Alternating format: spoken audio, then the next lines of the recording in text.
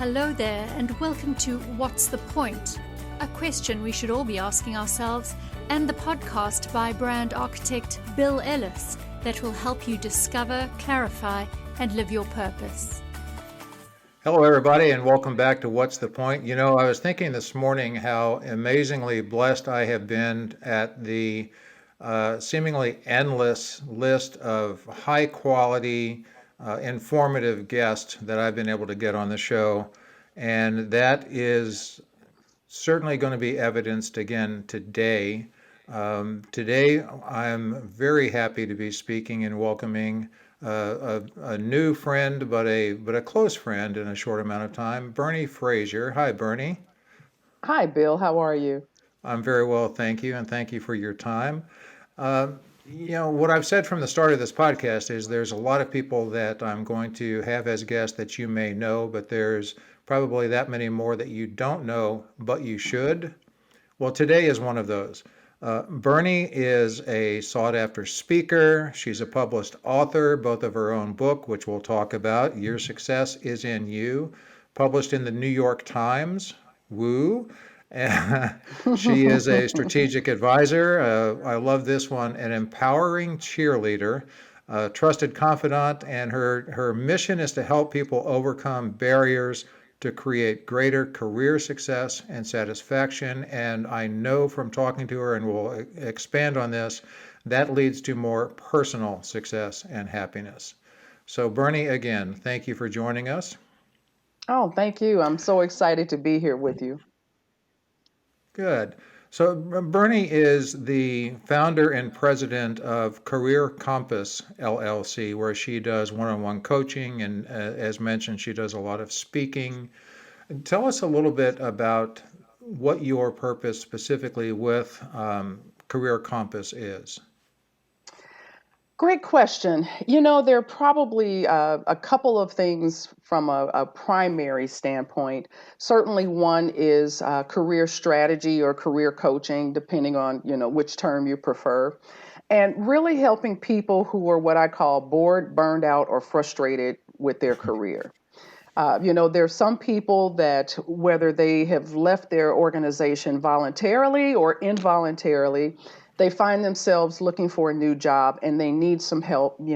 People will come to me and they'll say, I haven't looked for a job in 10 years, 15 years, 20 years. Where do I start? So I help them with what I call the tactical components of a job search.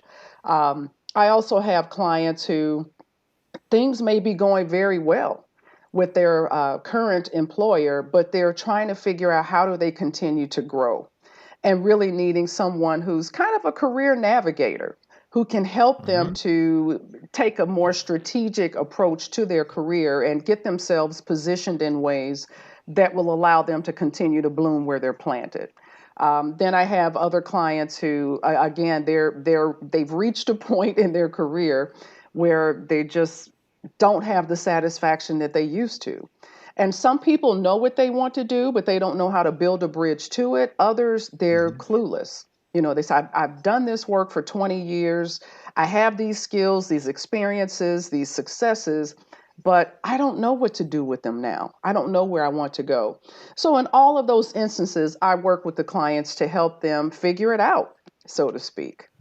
And then, of course, I do speaking. I do speaking for companies, I do speaking for organizations. And interestingly enough, the title of my book was a talk at first that I started doing, but it was Mm-hmm. so well received that my book actually came from the speaking title. And so I go in and help them, whether it's speaking on leadership as well as professional or career development too. Okay. Well, that's a pretty wide suite of services and value that you add. And all of that kind of made me think back to the one phrase that has been used to describe you that I mentioned earlier. I love an empowering cheerleader. So, in a lot of the aspects that you just mentioned, it strikes me, uh, both from understanding you from a business perspective, but also from personal experience, having a cheerleader is just, I don't think that we can put a value on that. And when you talk about an empowering cheerleader, What that says to me is you help people understand what they can do with what they have. Mhm. So it's not teaching necessarily, although I'm sure you do some of that, but it's like understand who you are, embrace who you are, and you can really go from there. Does Absolutely. that resonate? Yeah, I mean, you hit the nail on the head. That is exactly what I try to do. Not just give the, oh, you can do it, and the surface level. But I have so many clients, and I've had so many clients who I jokingly say, they come to me and they've cured cancer, they built a rover to Mars, and did this while birthing 3 children and taking care of a home. And they go, "Do you think I can?" And I'm going, "My God, what can't you do?" And that's what I found a lot of times is a lot of my clients, they've done amazing work, but it's still that, we hear this aligned with women a lot of times, but I've had it with men too, that imposter syndrome. And it's helping them to see their amazingness, so to speak. It's helping them to realize that what they have are strengths. It's just not something that they've been able to do well that nobody else can do, but really help them to see that they have some amazing talents and they need to continue to push and challenge themselves to continue to do great things, not start doing great things. And I tell you, it's been so rewarding when I have a client come back and they go, "You're the reason why I was able to do this." Mm-hmm. And I hope I don't break out into tears. Usually I do because these things touch me so much. But I'm going, thank you, God. That's what I want to do is to Mm-hmm. help people believe more in themselves because we all need that. And we Mm-hmm. don't always get it and we don't always have it. And so when I can be that empowering cheerleader, that's exactly what I try to do. I love that. I will also say that if you break out into tears, Bernie, you're more than welcome. Um, Tears are not banned from here. Genuine feelings are actually encouraged. So feel free there. Good. It's funny when you started talking, I was asking myself, which in turn would have been a question to you about imposter syndrome and gender of clients, and you answered that before I could ask it. So again, uh, very much on top of what my thinking is. Um, it's just to me is so incredibly important to reiterate what you said earlier, to paraphrase yet reiterate that it's good to have a cheerleader, but it can't be just surface level. It's Right. got to be facing facts, pointing out facts, establishing challenges, holding people accountable, and then hopefully letting them run free. Absolutely. That's go ahead. No, I was just going to say, I think Um, you're absolutely right. And some of why I think I really try to take that approach is because I can remember the times where I really needed somebody to dig into me and help me pull out some things. And all mhm, I got was surface level. And I'd go, well, that was a waste of time. And I never want to be that for a client. I don't want to be like that with anyone, but certainly not the people that I am serving from a business standpoint. And I'm always looking for and listening for things that they may say or little examples of things that they've done. And I'll go, see that right there. Let's talk about that. And it's to help mhm, remind them of, wait a minute, you have a lot more capability than you're giving yourself credit for. And I've had clients tear up and I've had them cry because they don't have that and they need it. They want to mhm. do these amazing things, but they're struggling with their own internal battles. And so if I can help them win a few of those battles, that just, it makes my day. Yeah, good. That that definitely shows a little bit of an insight into what motivates you and your Hmm. purpose, which in turn ignites your passion, as we've discussed, you and I, and on the show before. Um, it never ceases to amaze me, and I'm as guilty of this as anyone else, where people are able to see such good things in others and just can't see it in ourselves. And people that listen with any frequency have heard this before. I'll say it again, and I'll keep saying it because I think it's important. And that is, a former guest and my wife loves to use the phrase that uh, part of her belief is that part of what she is meant to do is to hold up the mirror so that people can see themselves in a different perspective than they do otherwise. Mm-hmm. And that's so important because much like you, I've worked with people and I've said, well, you've got this talent and you could knock it out of the park. And they'll go, really? And they just have no idea. Uh, Oh, yeah, absolutely. I can relate to that. And it's true. And to be really honest, Bill, I think all of us need that. And my mhm. suspicion is that too many of us don't have it or don't have enough of it.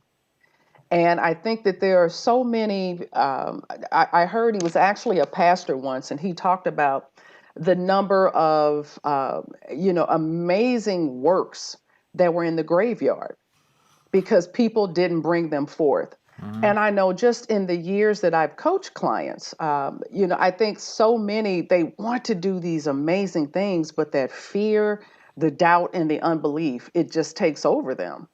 And, I think we all have our moments where we deal with that. And I tell people, I said, listen, I still have my moments that I have to push through and battle through because I can get stuck in the what ifs as well. What if this goes wrong? What if Mhm. I look stupid? What if I fail? What if I succeed and then fail? All of Mhm. that. And, I think just being human, we can relate to so much of what the people that we serve are encountering. And I think that helps us to help them more. I think that's brilliant. And much like you just said, a lot of my awareness on that comes from my own experience being on the receiving end. Do you find, Bernie, that uh, people may not be as open to receiving that as perhaps they could be? And what comes to mind is the fifth law of the go-giver, which is the law of receptivity, which very Mhm. simply, and to paraphrase, says that without receiving, there is no giving.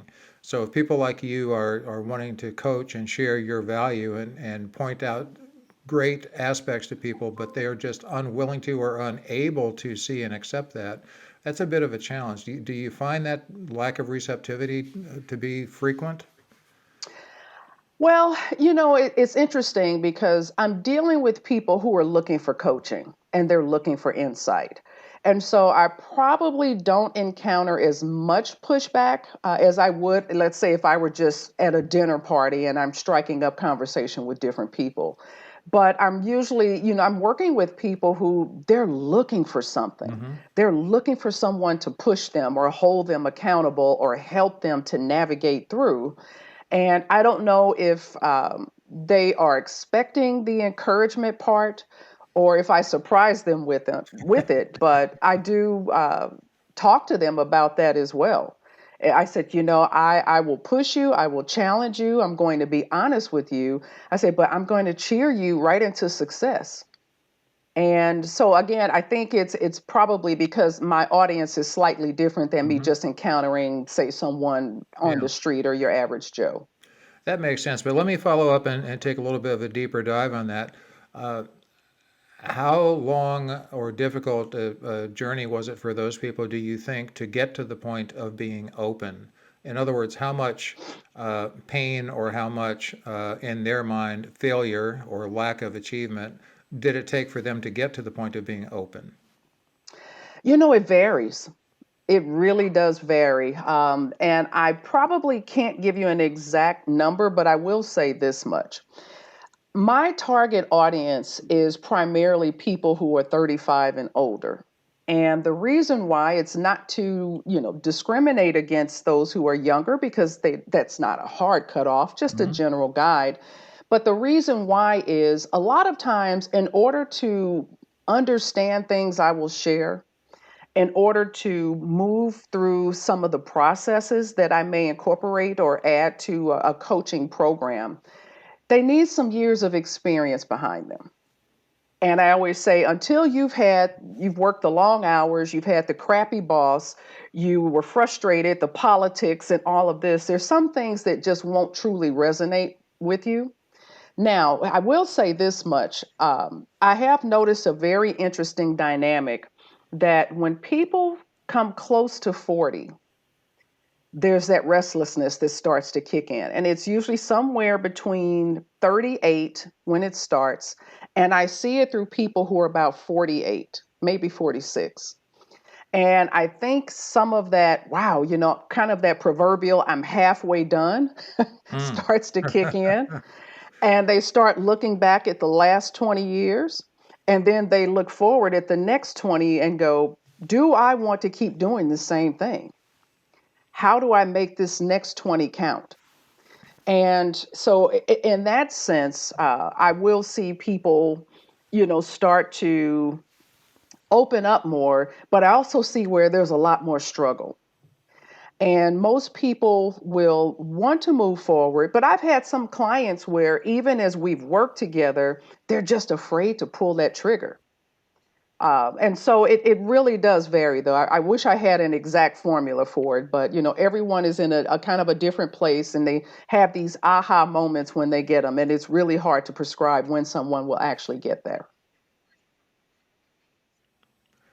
So you were saying, Bernie, that experience helps in the case of your clients on figuring out what their next move is going to be because they've had the bad boss, they've probably had the good boss, they've had challenges, and they kind of get to that midway point where they might be feeling a little uneasy and start questioning what the future brings and what their legacy might be. Is that a topic that you address or hear from them much? It is not so much in the words of using legacy, but a lot of times that's kind of the gist of it. They will say things like, I don't want the second half to mimic the first half. Or I don't feel, I look back and I see some of the work that I've done, but I don't feel like I've made my greatest mark. And so I want to do more. And they're trying to figure out how to get to that place of where they feel like they're doing more and where they're actually doing more and having the impact that they want to have. Now, I do have an exercise that I have given clients in the past, and a lot of it is when they're trying to figure out what they want to do. And it sounds a little bit morbid, but it really does bring it home. I have them write their obituary. Mm. Mm-hmm. And in doing so, I said, because we're all going to face this day, but what do you want someone to say you've done? Mm-hmm. Who have you impacted and in what ways? And a lot of times people will go, whoa. And I'll go, yeah, it's heavy and it's deep. But if you don't start to really think about it now like that, when are you going to start? Because none of us, we don't know when that day is going to come. So, how do you start to make every day count right now? And that's a great exercise. I'm glad to hear that you've shared that and that you've used it. I've actually been in a situation where that approach has been suggested. And there was one person in particular who probably didn't need a tombstone. I think they needed a mausoleum to start getting everything that they wanted to be said about them. So I think they had a little bit of editing that they maybe had to do. Um, so you talk about the difference in ages, and I'm wondering, and I know this isn't necessarily where you focus your efforts, but I know you have experience here and you speak to people here. More of the millennials and even younger have different thoughts about work than perhaps you did, and certainly those of us that are still, hey, boomers, did, where they want to have an impact. They want what they do to have a purpose, and they want some freedom. I'm wondering if you have any insights to share on that, but also I'm wondering if you, and this is just occurring to me, so go with me. I'm Hmm. wondering if seeing their parents and the quote unquote older generations get to the point that you just described in their 40s, maybe 50s of frustration with what have I really done, if they're like getting there sooner. Absolutely. You took the words right out of my mouth. I was literally thinking they watch their parents.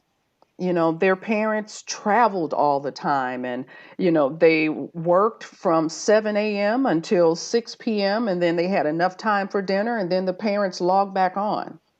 And these kids grew up watching their parents, in the words of the singer Rihanna, work, work, work, work, work.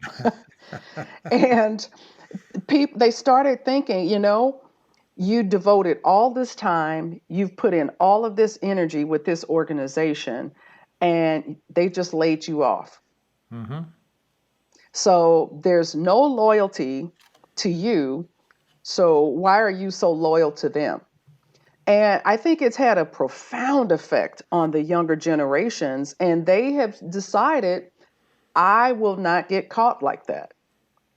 I will not be stuck. I won't stay on a job because I have all these bills to pay. And, I keep putting this off and putting this off and putting this off. And all of a sudden I have cancer. And you can't travel now because now you have to contend with cancer. And the job is still asking for results from you. And I think it's had a huge impact on the younger people for sure. And what's interesting, those in my generation are starting to follow suit with the younger generation. Mm-hmm. Now, some have a little bit more luxury to do that than others, but people are going, no, I'm not doing it. I want flexibility. I need balance in my life, and I'm just not willing to do it. And now that we're in a space where it's a candidate market and not an employer market, a lot of people are really flexing that muscle. Mm-hmm. Yeah, and great comment. I want to get back to that and the impact of the whole pandemic and everything else. But before we do, it strikes me that what we're seeing is, so we've talked, and listeners know, I do this podcast because I want to help people to discover, clarify, and live their purpose.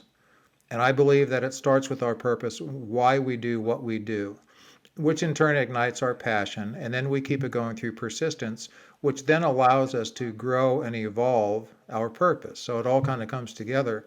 But I'm wondering, or I'm seeing anyway, that it strikes me that the newer perspective is more focused on purpose from the perspective of living a quality life as opposed to a purpose of following a paradigm of going to work and 50 years getting a watch or whatever the case might be, being so focused that having your priorities set more on professional accomplishments, perhaps. Do you see that? Does that make sense?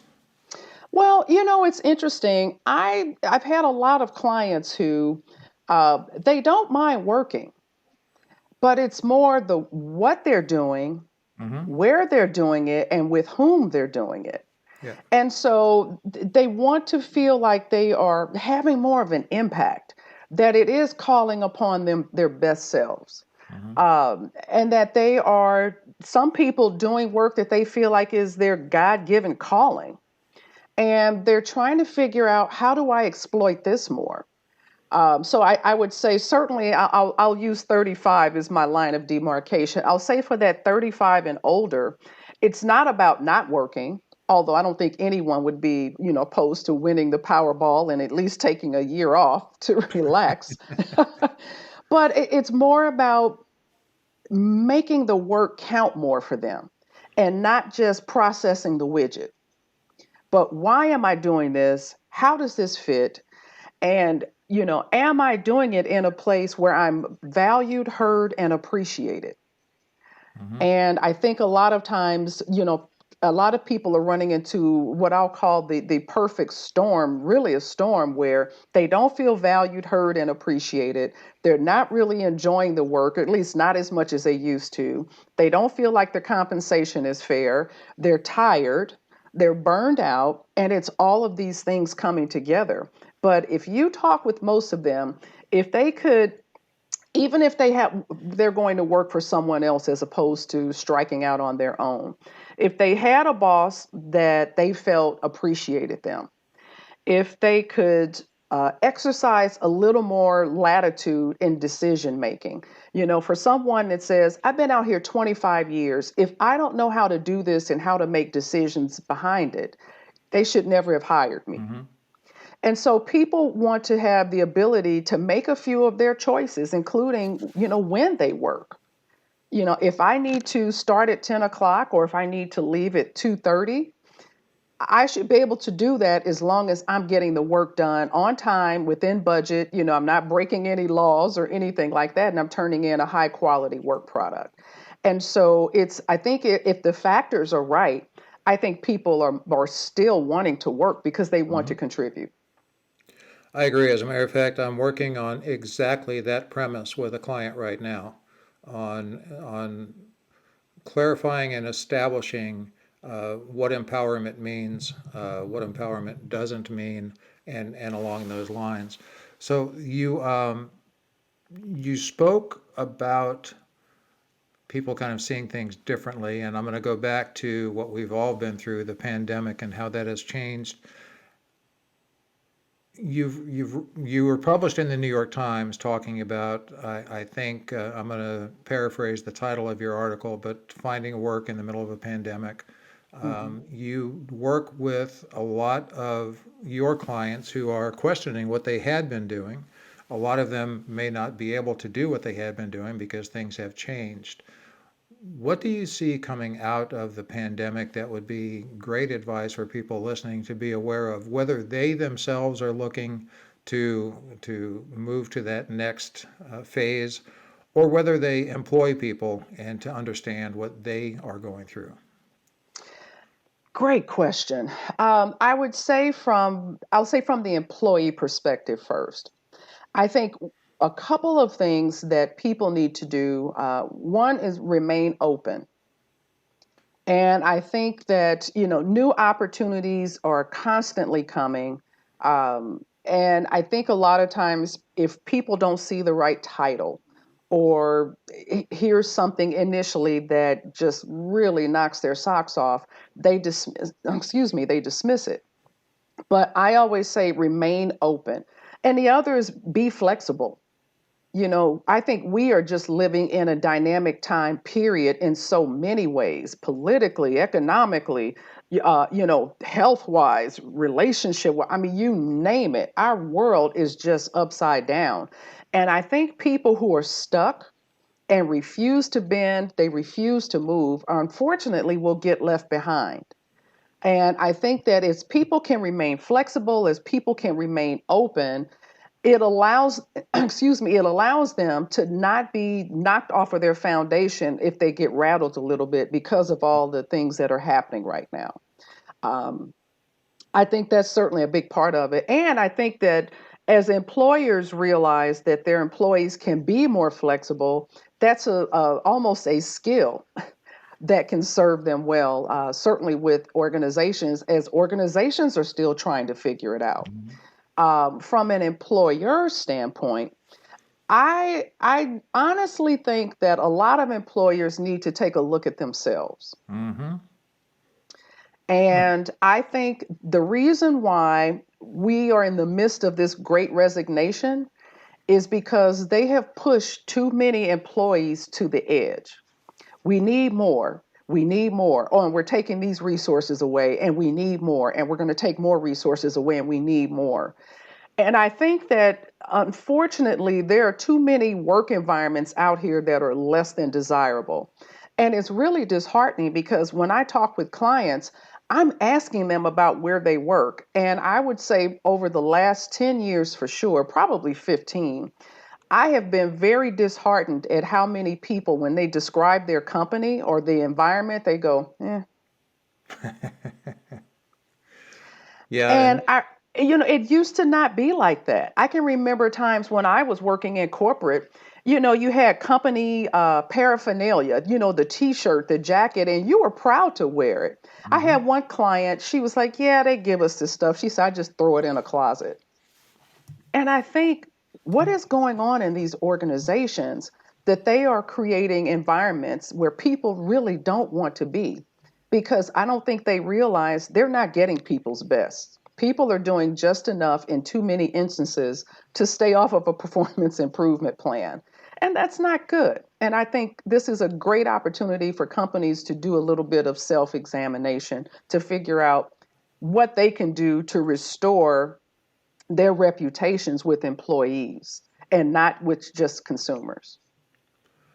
I think you're spot on with that. I believe that falls back to one of my earlier questions of what does it take people to what do people have to go through to get to the point of being open to seeing things differently? And I think that employers now, be they corporations or even smaller business or mid-sized business, are starting to realize that they have to stop and self-evaluate what they've been doing and how they've been doing it, because I'm not sure, things have changed and expectations of people that are out there looking for work and looking to contribute have changed. And no longer are people feeling as uh, obligated or as limited in what they can do and how they can do it. So Hmm. you talked about the branded merchandise, which is where I finished my career, corporate world. I went from being in brand management to the branded merchandise.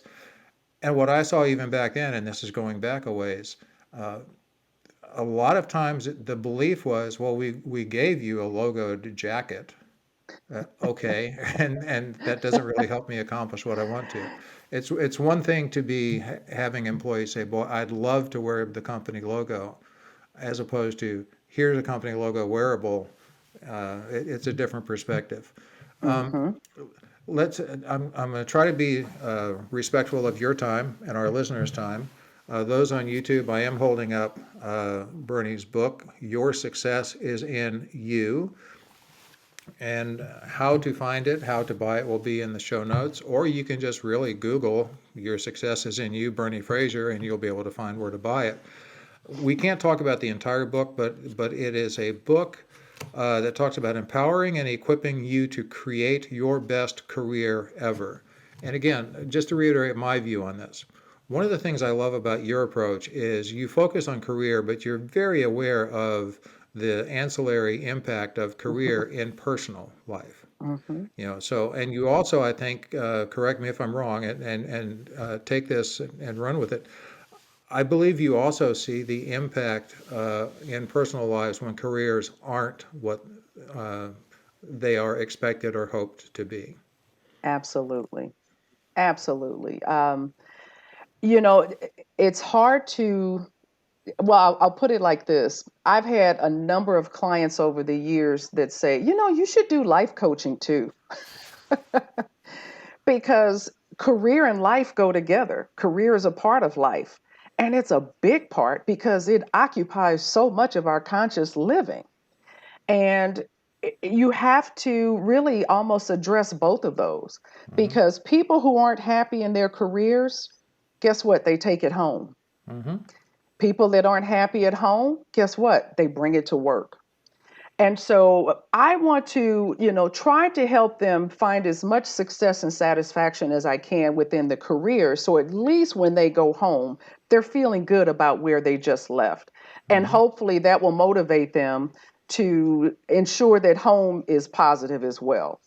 But it very, very much goes together. And, it's interesting. I even put together, it's a 3-part series that's available on my website called Living Life on Purpose. Hmm. Because I'm finding that I'm working with people more and more. And I tell people, I said, I started with just job search. Again, as I mentioned earlier, Hmm. let me help you with your resume and your interviewing and networking and negotiating offers. And I still do that. But I started realizing that there was a step before uh, job search that I had to address with people, and that was career strategy. Because I'd have clients saying, I need to find a job. And I'd go, okay, so what kind of job are you looking for? Hmm. I don't know. I just need a job. I'm like, well, I don't know how to help you with the resume for just a job. I said, I've never seen that title in a job description. And I spent 25 years recruiting talent to different companies. But it's interesting over time, what I started realizing was there's a piece before career strategy that I really have to help people deal with, and that is purpose. Hmm. You know, what is your purpose? Why do you think you're here? Or at least, what are you trying to accomplish? We have to have a goal. And that's always my big question. Anyone who knows me, they know that that is my question. What do you want? I say, I don't know how to help you until I know what you're striving for. And I have to help them. And so we start talking about, those things about why are you here? What are your strengths and talents? What don't you like? What are Hmm. you good at? What do people tell you you're good at? And Yep. so many other things. In order to be able to help them start to create a career strategy and then to help them find the job.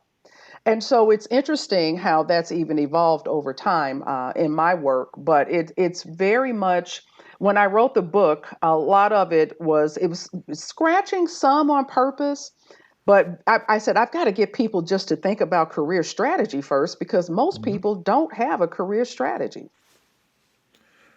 That's 100% correct in my experience. And that's where you and I align so well, which is I am focused very heavily on the purpose part, and then am probably well advised to direct my clients to someone like yourself, perhaps, who's more focused in the strategy of things. Hmm. But your question, and my question is, what's the point? You know, Yeah, I want to get a job. What's the point? Meaning, yeah, why? Well, so I yep. can make money. What's the point? And I say, what's the point is a question that can't be asked too often because it digs deeper and deeper and deeper and peels away layers of the onion to get down to what really matters. Hmm. So in the book, I know we don't have a lot of time, but there's two chapters, topics that I just want to throw out there and have you expand on. And the first one is develop your hunger. Mm, yeah, yeah. Well, there's some people, they know they want to do something. Hmm. Um, they may even know what it is, but they haven't quite created that fire within themselves to actually do it.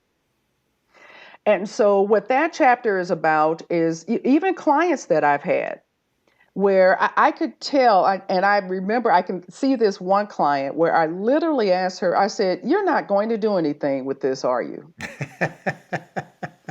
I mean, just I'm Uh-huh. reading the tea leaves. Uh-huh.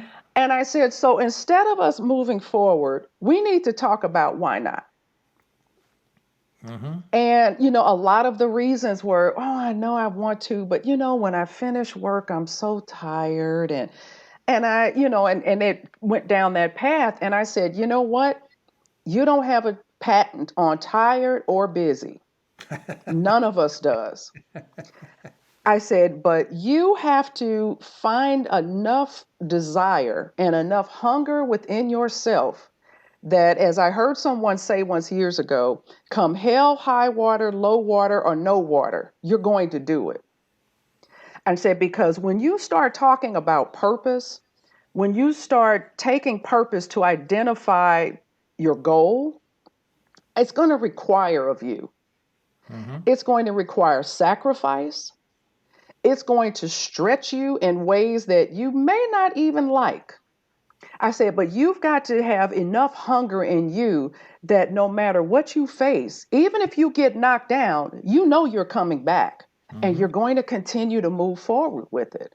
And so that chapter was to help people start to come up with some reasons to be hungry. Mm-hmm. And a lot of it, it comes from my journey in doing this work.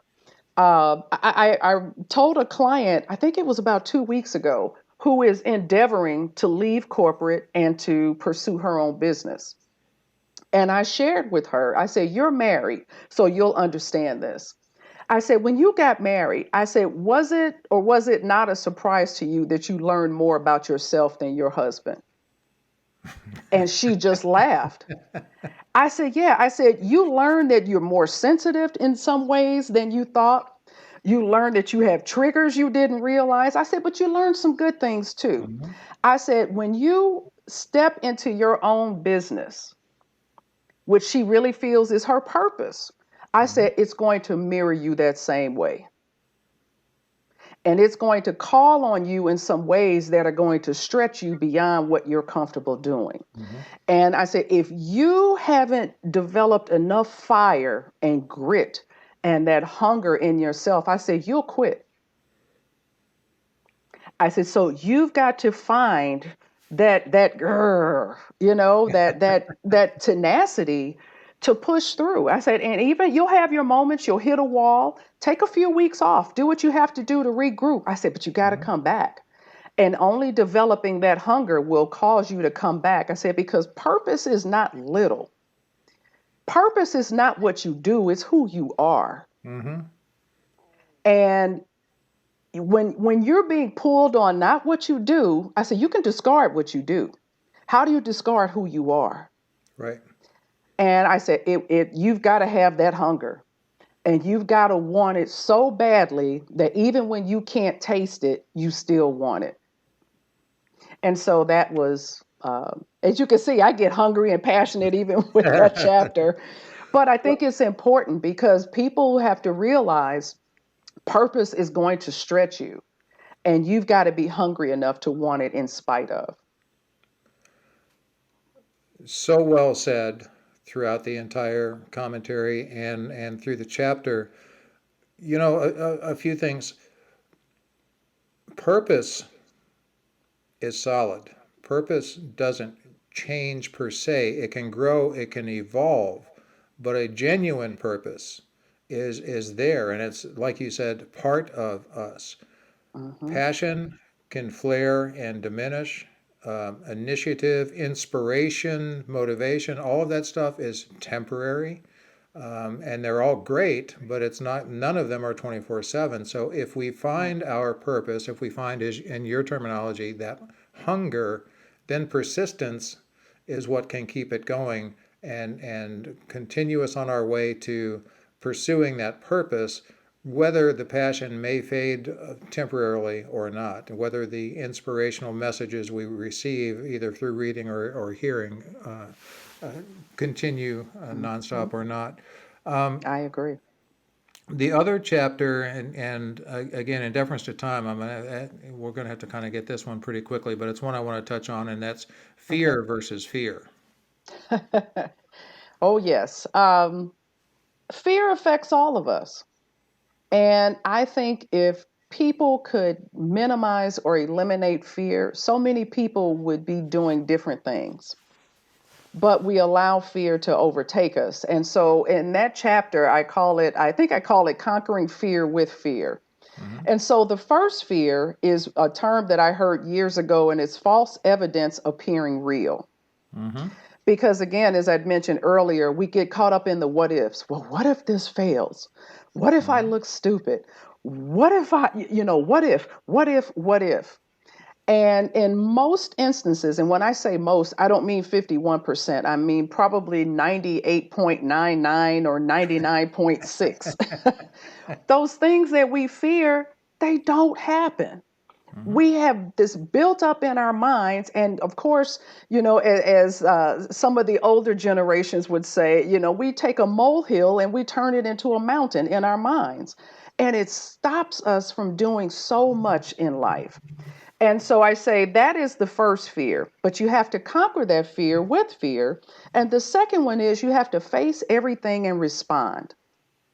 And that's the only way we overcome it. It is scary. It is intimidating. And even tell my clients, I said, listen, you're not there. And I've had moments where I was maybe endeavoring to do something in my business. I was terrified while I was coaching, and I've shared that with clients. Hmm. I said, hey, I'm working on this right now. I have talked myself out of this 4 times, but I keep coming back. Hmm. I said, because I've got to face it. I have to push through, and so do you. And so I think that that's really the only way we start to see that, the Wizard of Oz is nothing but a man. Hmm. We just have to find the Toto in us to go and pull the curtain down. That's true. And in the overwhelming majority of the time, when we do that, we realize, oh, that wasn't so bad after all. But I think it's so important because I've seen that so many times with clients. I could not do this book without having a chapter in there to address fear. Okay. Again, very well said. I love it. And that just reinforces everybody. If you aren't sold yet on getting this book, let me encourage you to go out and get it because it's just filled with brilliant insight and things that can only help you no matter how comfortable you might be professionally, no matter how comfortable you might feel personally. We can all grow as we continue to pursue growth. So with everything you've talked about, with everything you've said, all of which has been spectacular, as you sit back and look at things, Bernie, what's the point? What is the point? I would say the point for me is to use the lessons that I have learned to help others overcome what they need to overcome in order to help somebody else do the same.